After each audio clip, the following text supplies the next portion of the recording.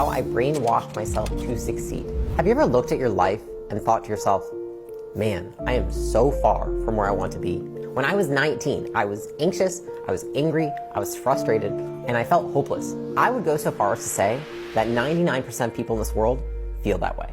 They use their negative thoughts and emotions as reasons not to do something. I don't feel motivated. I'm too anxious. I'm too upset. Think about the amount of times that you've told yourself those things. Majority of most of our lives, we've been told that negativity is a bad thing. I'm here to tell you that the 1% of people in this world that succeed know it's the exact opposite. They actually use those negative thoughts and emotions as fuel to get what they want. You see, most of us have been brainwashed by society into thinking that these thoughts and feelings are bad, that they mean there's something wrong with us. You're anxious, you're depressed, you're OCD. Every label in the book you can think of, I was called. And I spent so much time and energy trying to rid myself of these things, thinking there was something wrong with me, that there was something broken, that I was damaged goods. There's nothing wrong with thinking those thoughts, with feeling badly, with feeling negative. The problem is labeling it as something wrong and telling ourselves that there's something wrong with us when we feel these things. Momentum can either work for or against you. Your life either continues to get worse and worse and worse, or it continues to get better and better and better. It just depends on what outlook you have on that energy. And my life was honestly going wrong in every direction that you could think of. Like, I was 85 pounds overweight, I wasn't in a relationship, I was doing drugs and drinking alcohol on a regular basis, I was flunking out of school, I got arrested 6 times, and I had really, no real friends. I continued to fail until what I would say is one of the many rock bottom moments I had, which was the 6th time I was arrested.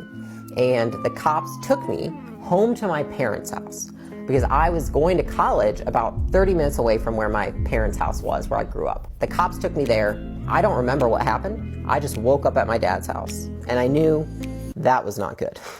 I was expecting my dad to yell at me and to tell me I'm a loser and that I'm amounting to nothing in life, and all these things that I already knew and I already thought of myself. And instead, my dad told me, I don't care if you want to keep doing this or not doing this, but I have to tell you, I do think you're going to kill yourself.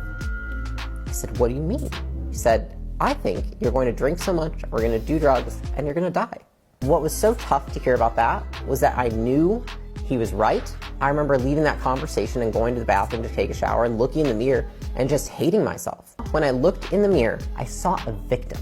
I was letting all those thoughts and feelings dominate me, control me, rather than learning how to wield them and use them as tools to build the life that I've always wanted.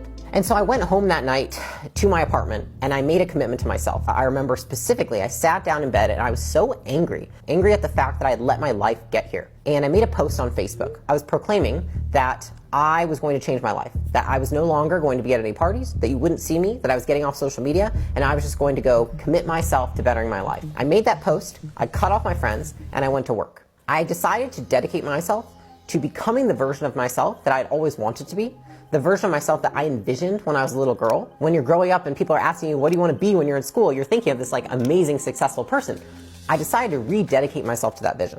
But I knew that in order to do this, I needed to start with my mind. What I really needed to do is undo all the garbage that had been put in my head when I was growing up through society and other authority figures that I knew wasn't right. So what I want to share with you in the rest of this video are the top 3 tools I use to brainwash myself to go from spiraling downwards to spiraling upwards and become the person I am today. Tell me the last time you asked yourself one of these questions. Why am I so fat? Why can't I succeed? Why do I suck at this? The first tool that helped me, negative visualization. Instead of asking myself questions that were unproductive and led to unproductive answers, I started asking myself productive questions. If I continue to do this and I do not change, what happens 5 years from now? Well, you've gained 85 pounds in about 2.5 years. That's impressive.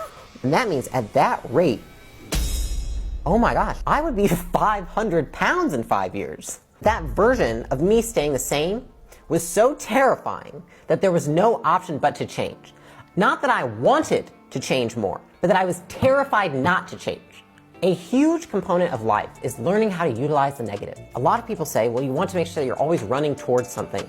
Screw that. If this works, do it. You know what got me to lose 85 pounds? Not wanting to be skinny in a bikini, but it was being terrified of being 500 pounds. Using a more powerful negative future to propel you into the future that you actually want. To understand this second tool, I'm going to ask a series of questions and answer them myself. Why did I eat?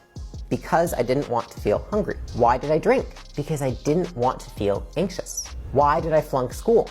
Because I didn't want to tolerate feeling like I wasn't good at something.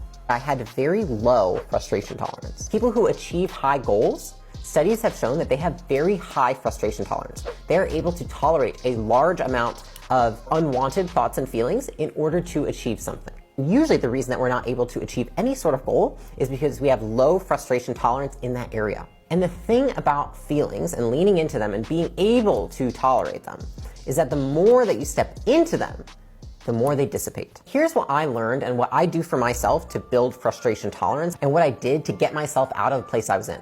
One is accept the frustration. Oftentimes we spend so much energy in life trying to rid ourselves of anger, anxiety, frustration, sadness, whatever it is, accept it. The second is labeling it. Label it as frustration. I have frustration here.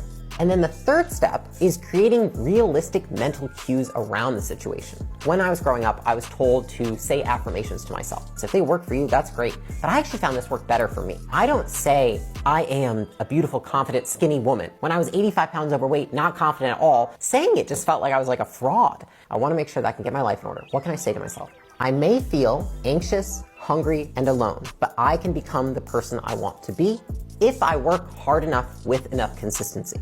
Realistic statement. I can do it. And the third tool that I used to change my life was proving my brain wrong. I went personally most of my life thinking that my thoughts were me, that my thoughts were real, that my thoughts meant something. I realized that that wasn't true at all. Thoughts are not facts, and emotions are not commands or directives. I think he's gonna leave me. I think he's cheating. I think I'm gonna lose my job. I think I'm gonna die. Think about the amount of times that your brain goes to that. Well, it's wired to do that. What I had been doing for so long was if I felt something, I acted on it. And what I learned is I needed to break the link between feeling and behaving. Oftentimes we think I feel so strongly that it must mean something. But what if it doesn't mean anything? So there's 4 questions I ask myself when I don't know what to do because I have very strong emotions and racing thoughts. 1, is it true? Say the thought is, I'm so fat, I'll never lose weight.